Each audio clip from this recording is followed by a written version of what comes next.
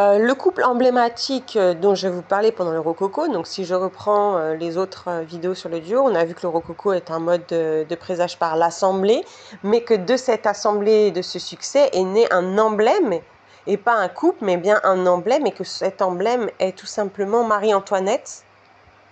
reine des Fremen, ainsi que Hadès, roi des Fremen, qui est aussi roi des enfers, roi des ténèbres. Et on se rend compte que de la période galactique à la création de la première émanation de Age,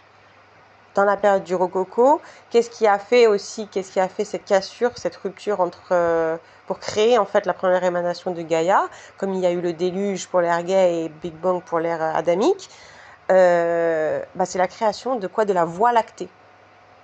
Et la Voie lactée, en fait, est une espèce de voie noire, ténébreuse, lumineuse.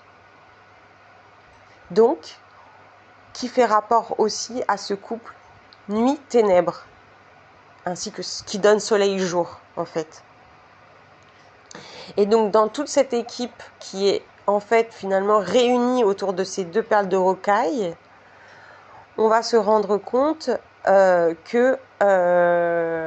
et là, vous allez le voir dans ma vidéo, si vous ne l'avez pas regardé, sur le chakra de la mort,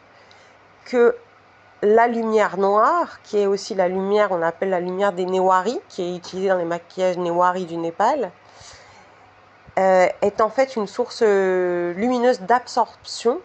qui permet une intériorisation de la vie. Et donc qui permet de rencontrer